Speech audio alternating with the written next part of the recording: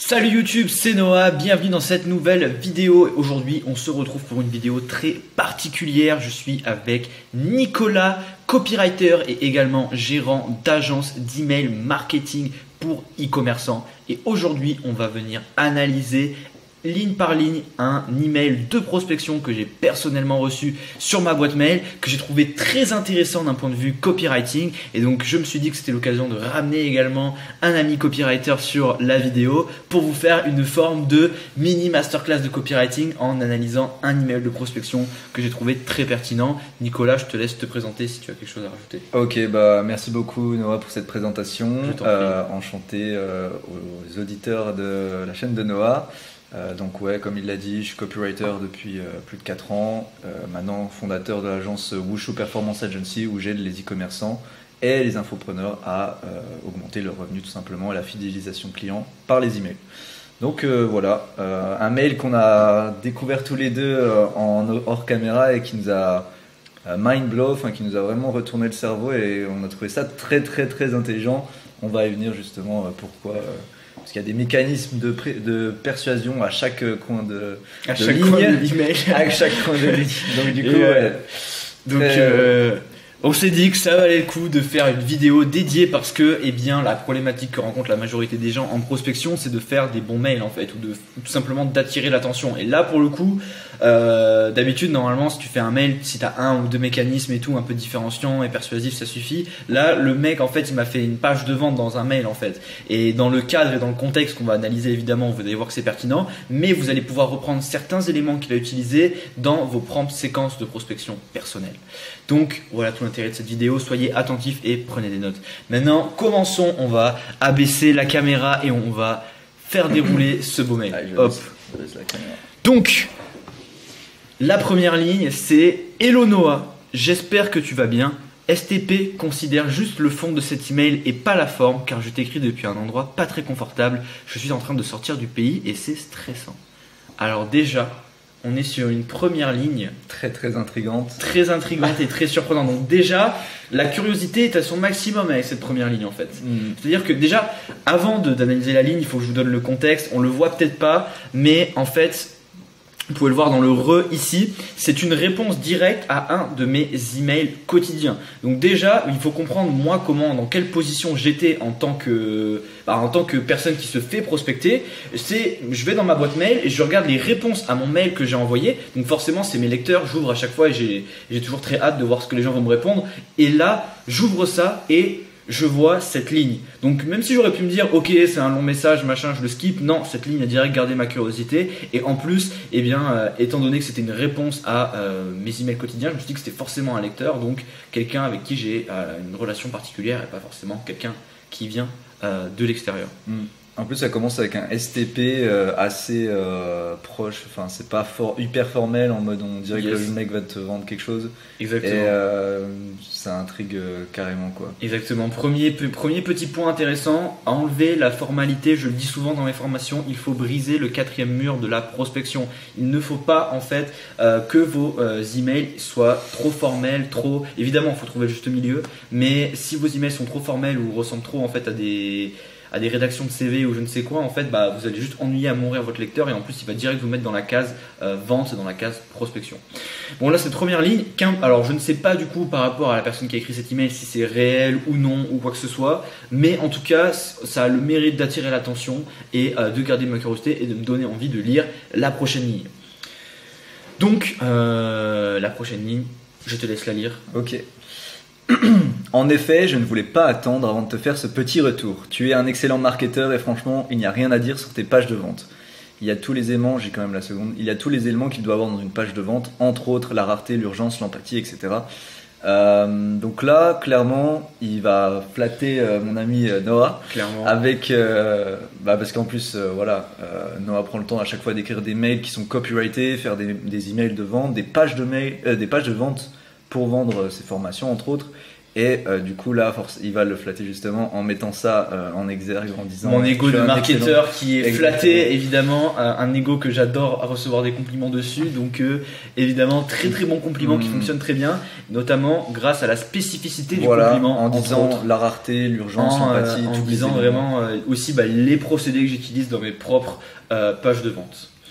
Donc très très bonne icebreaker, on pourrait le dire que c'est un peu un icebreaker ou en tout cas un petit compliment qui est là pour augmenter la sympathie de mon côté à répondre. Donc déjà là, rien à dire, très très bon, excellent compliment, précis, spécifique et voilà, précis, spécifique, rien à dire de plus. Voilà, ouais.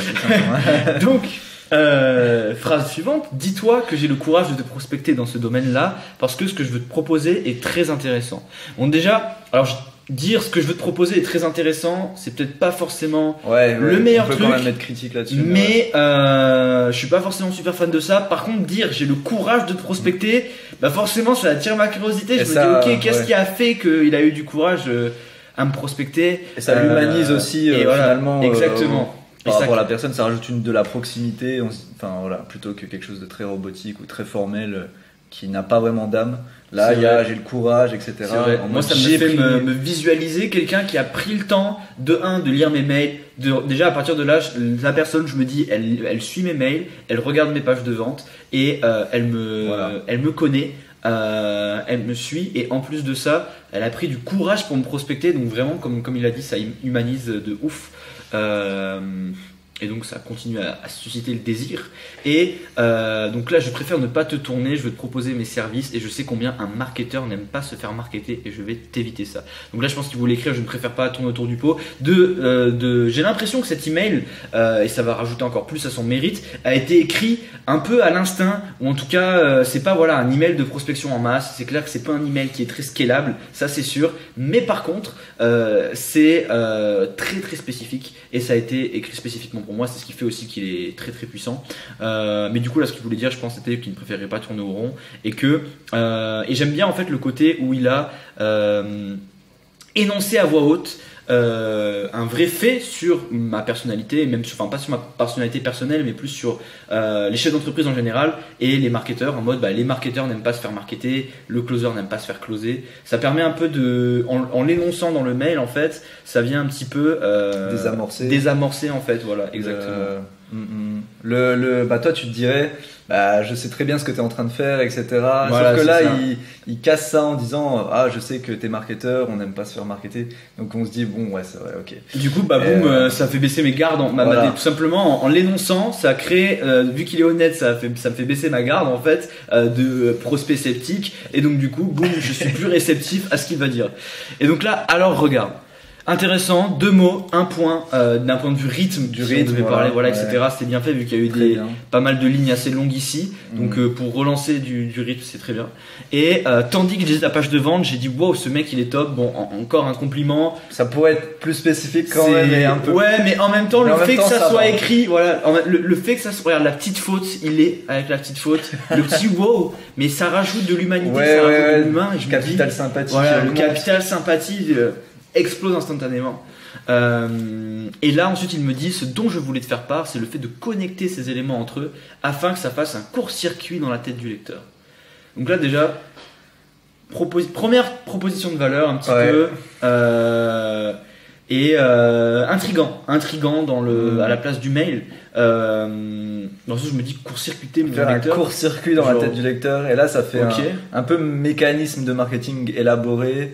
Et je trouve que du coup ça attise encore plus la curiosité, et on se dit ok, il y a quelque chose d'intéressant à suivre là-dedans, je trouve. Surtout que le fait qu'il ait énoncé les éléments qui rendent ma page de vente bien, et qui ensuite me dit qu'en fait il manque un truc pour atteindre un nouveau niveau, moi d'un coup j'assume que putain ok, donc ce mec a les compétences déjà de voir ce que je mets en place dans mes propres pages de vente, et en plus il me dit qu'il manque un truc, et là d'un coup j'ai un peu du désir qui se crée, et du coup une sorte de FOMO en disant mais qu'est-ce que je ne connais pas, tu vois, qu'est-ce qui me manque, tu vois, c'est vrai. Ça suscite vraiment la curiosité. Je me dis ok, peut-être qu'il a vraiment un truc que j'aurais pas. Je trouve que dans l'ensemble, ce qui rend ce truc intriguant, parce que si quelqu'un te disait tu peux connecter ces deux éléments entre eux, pour que ça fasse un court-circuit, etc. En fait, ce qui rend vraiment le mail intriguant, c'est un peu le côté... Il y a un côté spontané, totalement spontané avec les fautes, le fait que je suis en train de quitter le pays, c'est stressant, etc. Le côté humanisant avec j'ai le courage de prospecter, etc. Il y a de l'audace derrière ce mail en quelque sorte, et c'est très très intriguant.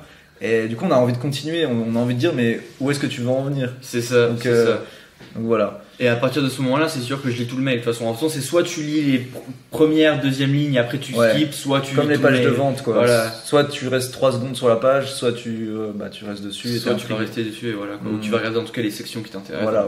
Oui, tu vas pas non plus tout lire. Et donc là, boum, il part en mode présentation. Donc ouf, je voulais me présenter. Ok, là je me dis putain. En fait, de base, quand j'ai lu la première fois ce mail, vraiment ce que j'ai ressenti, c'est je comprenais pas trop où est-ce qu'il voulait en venir et tout. Et là, quand il a commencé à se présenter, je me suis dit, ah ouais, le mec, il est vraiment en train de me pitcher un truc, tu vois. Et je me suis dit, osé. Ok, ah ouais. Comme tu dis, le courage, audace et tout, ça m'a direct, je me suis dit, ok, bah vas-y, j'ai envie d'entendre, tu vois. Donc je m'appelle Dieudonné Ebolo. Bah écoute, j'espère que cette vidéo te fera de la pub également, Dieudonné. Si vous souhaitez un copywriter, vous pouvez le contacter sur LinkedIn. C'est un psycho-writer, vous allez mais on va y venir. Et voilà, et j'ai appris la psychologie à l'école, un petit peu de storytelling très rapide. Étant un passionné de copywriting, je voulais faire la différence, et dans le sens que j'ai commencé à développer le psycho-writing, l'art de manipuler la psychologie d'un lecteur et de lui faire acheter à tous les coups. Là, Nicolas, on a affaire à quelque chose de beau. Très très joli. C'est-à-dire il a osé, il a tenté l'intentable, c'est-à-dire qu'il a mécanisé finalement le copywriting en parlant, en le renommant psycho-writing et en renommant aussi le but finalement du copywriting, enfin en le tournant un peu de manière différente. Voilà, en manquant sa proposition de valeur. Manipuler la psychologie d'un lecteur et lui faire acheter à tous les coups. Plutôt que par exemple copywriting, on dirait pousser quelqu'un. La personne à l'action, quoi. Ouais, voilà, pousser quelqu'un à l'action. C'est un truc classique qu'on voit. Lui, il a renommé ça en psycho-writing. Vraiment axé un peu plus sur la psychologie, même si le copywriting. Et forcément axé sur la psychologie. Voilà. Eh bien, c'est amplifié ce côté-là, et du coup, vraiment très très fort. Mais là, très fort parce que mécanisme unique de sa solution qui est l'a présenté là, et il fait ça, et il va le dire après d'ailleurs, mais c'est fort parce que quand même il mécanisme un truc que je connais en appliquant un procédé. C'est pour ça ce mail il est même méta d'une certaine manière, parce que on mécanisme le copywriting avec du copywriting en le renommant, et ça c'est quelque chose que vous pouvez faire sur vos offres ou dans vos mails de prospection ou quoi. 100%. Ne dites pas forcément faut faire même et qu'il faut dans faire une niche saturée, c'est ce qu'il faut faire en réalité. Clairement, si vous aujourd'hui vous vendez un service qui est assez concurrentiel, ou vous êtes dans une niche concurrentielle ou quoi que ce soit, mais les gars, votre solution, votre service, ne l'appelez pas juste par le nom de base. Par exemple, ne dites pas juste je fais du Facebook Ads ou quoi, mais dites je mets en place le système XYZ, tu vois. Je l'appelle comme tu veux, le procédé, le protocole. Mécanisez votre solution, ça va la rendre unique, parce que là d'un coup il a rendu le truc unique, que je le veuille ou non, c'est ce que je ressens en fait, même si je vois très bien ce qu'il est en train de faire avec ce mot. Même en étant copywriter tous les deux, et bien finalement on se dit vraiment qu'il y a quelque chose de différent, alors qu'en même temps on sait que c'est exactement la même chose. C'est ça qui est beau avec le copywriting. C'est vraiment très beau, mais en même temps le mail aussi il est tellement bon que ça nous laisse penser aussi qu'il y a quelque chose que on loupe, et qu'il a quelque chose de plus que le copywriting quand même. Exactement. Par son unicité entre guillemets.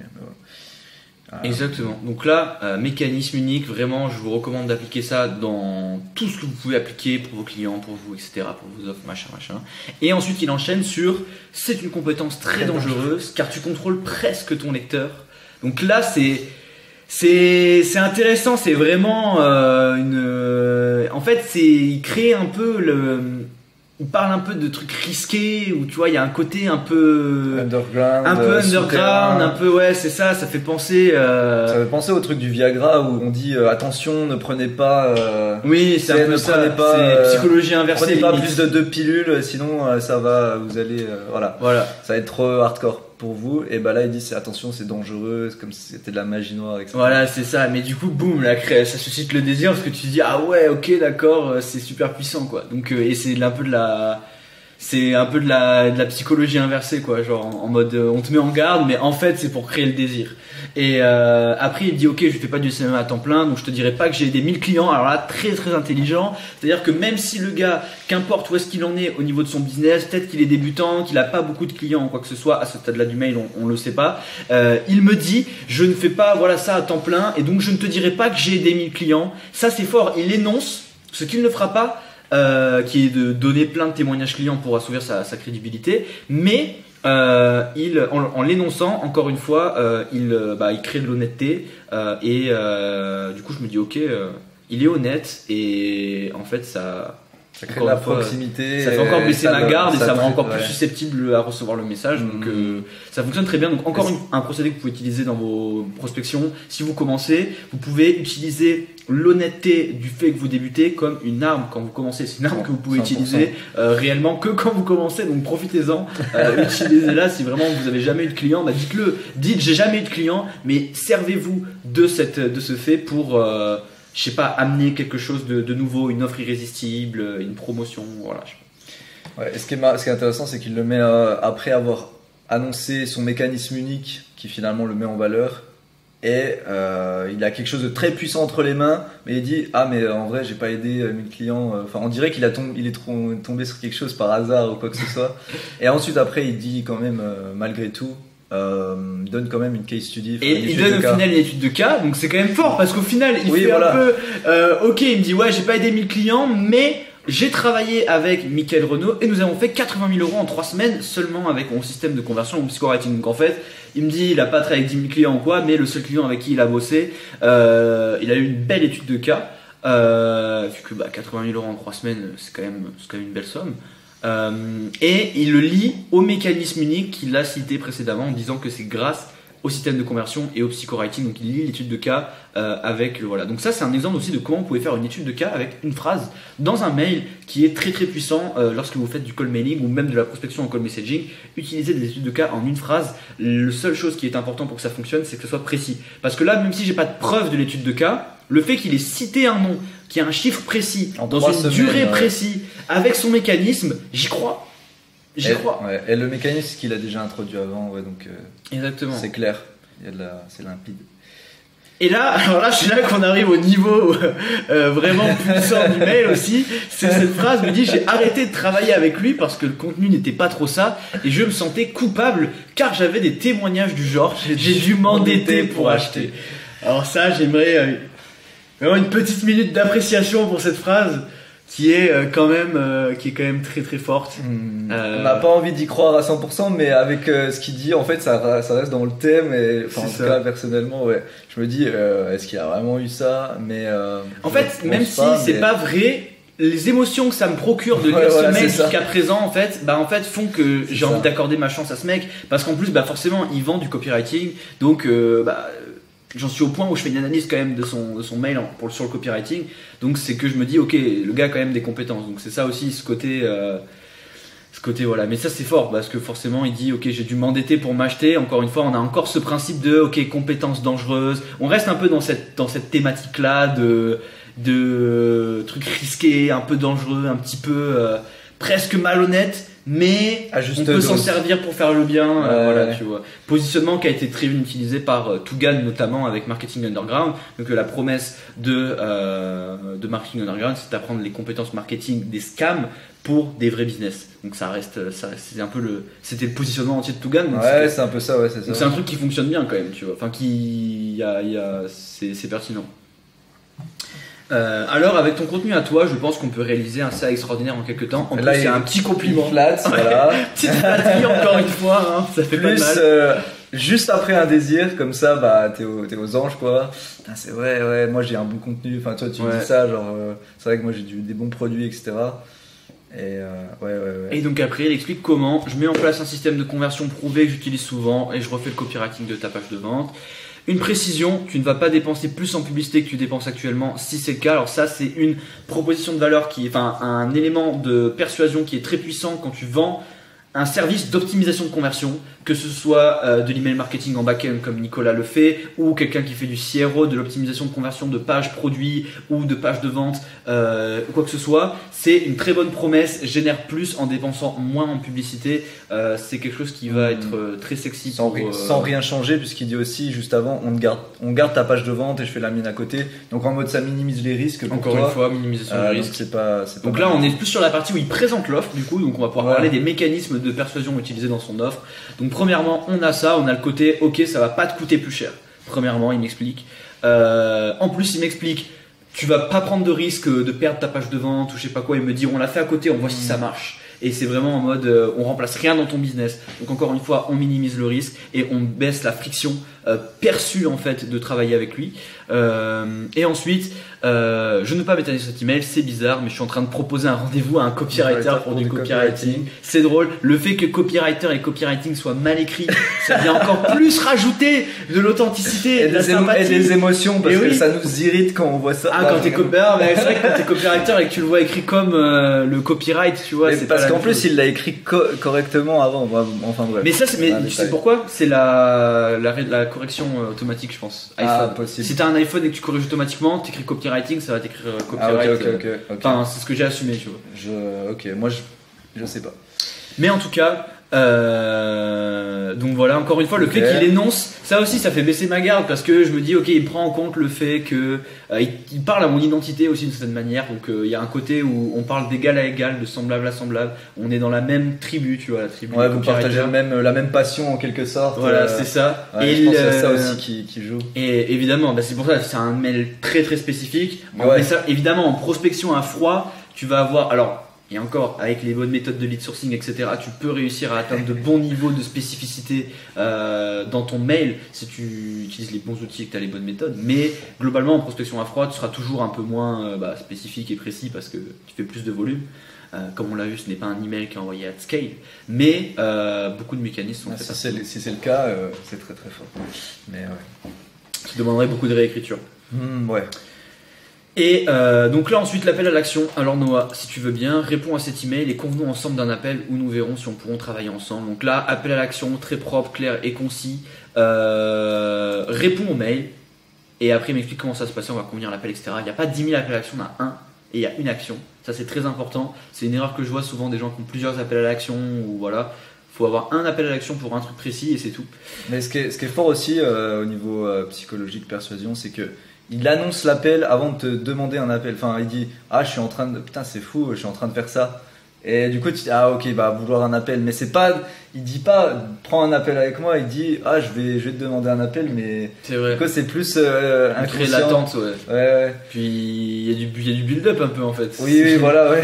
Parce qu'il y a quand même il y a tout ce qu'on a dit là, tu vois, donc on arrive enfin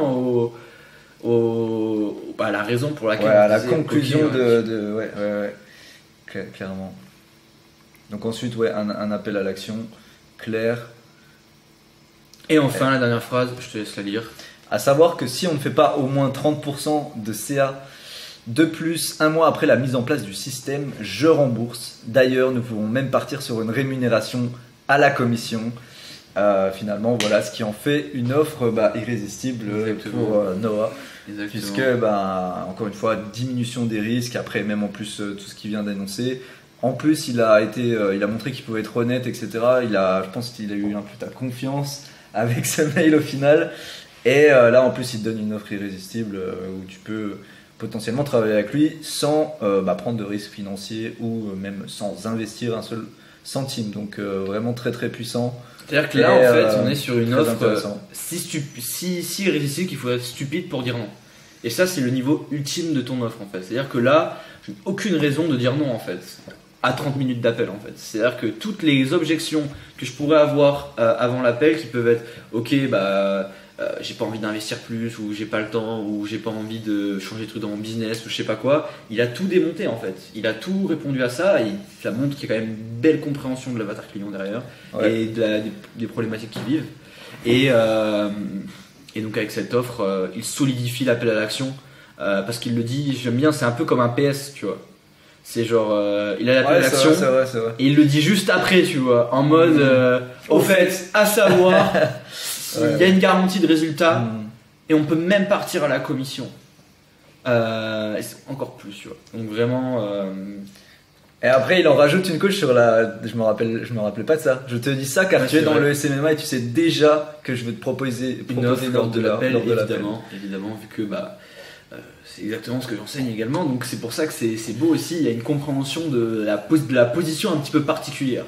Et vraiment, là, une des leçons que je veux que vous tiriez en fait de cet email, c'est évidemment, vous n'allez pas envoyer un email comme ça à 100 personnes parce que en fait, l'email est trop spécifique. Mais vous pouvez mettre en place des niveaux de spécificité plus avancés dans vos messages de prospection, dans vos emails, qui vont susciter plus de réponses en fait. Et là, vous avez énormément d'exemples de mécanismes qui ont été utilisés, que ce soit la sympathie, la preuve sociale, l'autorité, traitement des objections, une offre irrésistible. Ouais, c'est ça qui est impressionnant parce que chaque ligne a vraiment son utilité et ouais, il crée beaucoup de sympathie de manière différente, même les fautes finalement, c'est cool. Exactement. Ouais. Mais ça paraît un peu idiot. Bon après peut-être qu'en B2B c'est, je sais pas, avec des personnes plus âgées, j'en sais rien. Ça va évidemment, ça va dépendre, mais ça peut, ça dépend comment c'est utilisé, dans quel contexte, mais ça peut effectivement. Sinon, au lieu de faire des fautes, ce que je recommande de faire toujours, c'est de ne pas mettre de majuscules à certains. C'est une bonne idée. Ouais, c'est le fameux, tu vois, tu mets pas de majuscules à ton sujet, comme ça la personne, elle se dit pas, c'est formel. Il y a ce côté familier, c'est ça. Un peu plus familier, mais. Il y a ce côté spontané aussi, comme tu disais, la spontanéité est un grand facteur de ce mail, on sent que c'est spontané. Déjà avec la première phrase qui pose le cadre dans lequel lui il a écrit l'email. Mais en plus.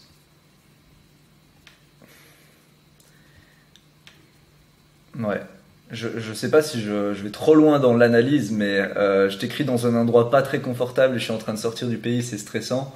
Par empathie, peut-être que ça toi-même te met. En fait, il témoigne de ses émotions et du coup, tu vas être un peu plus en mode. Tu vas être un peu plus porté par ça et ça va te mettre dans un. C'est assez nouveau. Et tu vas être dans des émotions un peu particulières. Ok, sortir du pays, c'est stressant.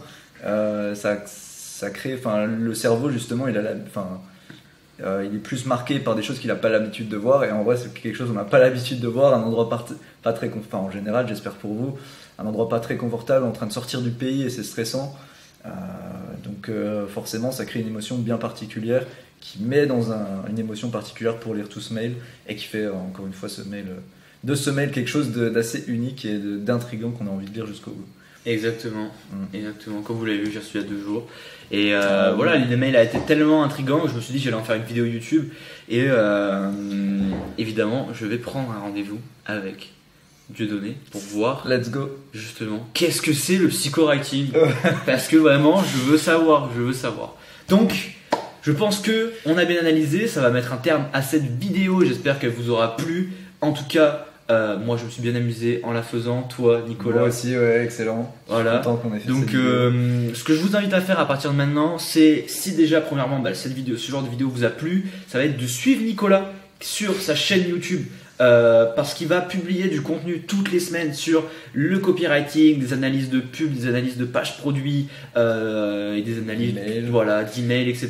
Je vais vous apprendre tout sur l'email marketing en fait. Exactement. Je vais vraiment tout vous apprendre et je pourrais mettre ça dans une formation à 1000 balles, mais je vais tout vous donner parce que mon but c'est juste de démontrer mon expertise. Donc voilà. Exactement. Et de partager tout ce que je sais parce que j'aime ça. Voilà, donc franchement, si tu veux progresser en copywriting, que ce soit pour même ta propre prospection, parce que les principes de copywriting que tu appliques dans des pages de vente, dans des pubs, quoi que ce soit, tu peux les appliquer aussi dans ta prospection, ou quand tu rédiges n'importe quoi en fait pour toi, dès que tu as besoin d'écrire en fait, tout simplement un truc persuasif. Donc ça vaut vraiment le coup de t'abonner à sa chaîne pour pouvoir apprendre les procédés qui sont utilisés et toi derrière pouvoir les réutiliser pour avoir juste plus de résultats généraux dans ton business en fait. Ok, merci Noah pour cette je t'en prie, cette présentation. Avec plaisir. C'était un plaisir également et sur cette analyse. Eh bien, je vous souhaite à tous une excellente journée et je vous dis à très bientôt pour une prochaine vidéo. A plus, bonne journée. Ciao.